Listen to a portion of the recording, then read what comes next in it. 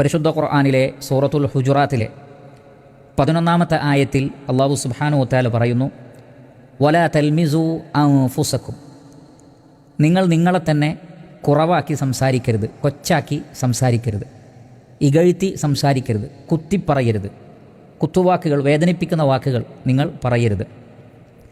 വലാ തനാബസു ബിൽ അൽഖാബ്, നിങ്ങൾ ഇരട്ടപ്പേരുകൾ വിളിക്കുകയും ചെയ്യരുത്. ഒരാളെ ദേഷ്യം പിടിപ്പിക്കുന്ന ഒരു പേര് അയാൾക്കിടുക, അയാളിലെ ഏതെങ്കിലും നിലക്കുള്ള ഒരു കുറവിനെ അല്ലെങ്കിൽ ഒരു അബദ്ധത്തെ സൂചിപ്പിച്ചുകൊണ്ടുള്ള പേരുകൾ. പല ആളുകൾക്കും അങ്ങനെ പലരും പേര് വിളിക്കുന്നത് കാണാൻ കഴിയും.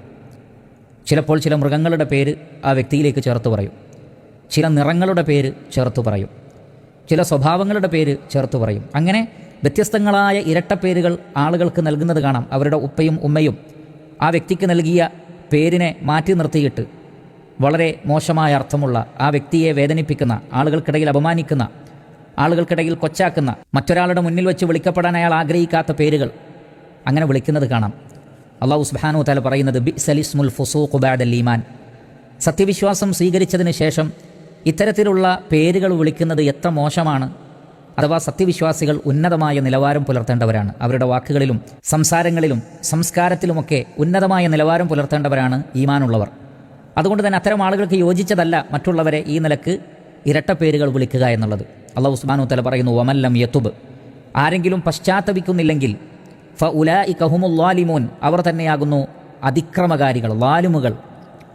അപ്പോൾ ഇവിടെ തൗബ ചെയ്യണമെന്നാണ് അല്ലാഹു സുബ്ഹാനഹു വ തആല പറയുന്നത്.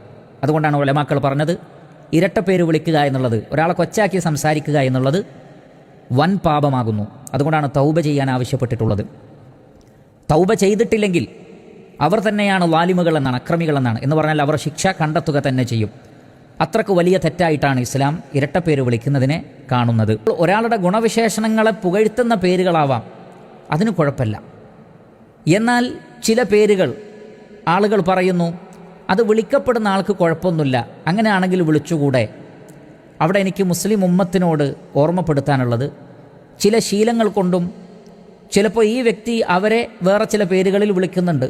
അതുകൊണ്ട് അവർ ഇങ്ങോട്ട് വിളിക്കുമ്പോൾ ഇയാൾക്കൊന്നും പറയാൻ പറ്റുന്നില്ല, എനിക്കതിൽ ഇഷ്ടമല്ല എന്ന് പറയാൻ പറ്റുന്നില്ല. അങ്ങനെയുള്ള സാഹചര്യങ്ങളുണ്ടാകാം. കാരണം എല്ലാവരും അങ്ങോട്ടും ഇങ്ങോട്ടും ഇരട്ടപ്പേര് വിളിക്കുന്നു. അപ്പോൾ എന്നെ വിളിക്കുന്നത് എനിക്കിഷ്ടമല്ല എന്ന് പറഞ്ഞാൽ പ്രത്യേകിച്ച് ഗുണമൊന്നും ഉണ്ടാവുകയില്ല. ആ നിലക്കാണെങ്കിൽ പാടില്ലാത്തതാണ്.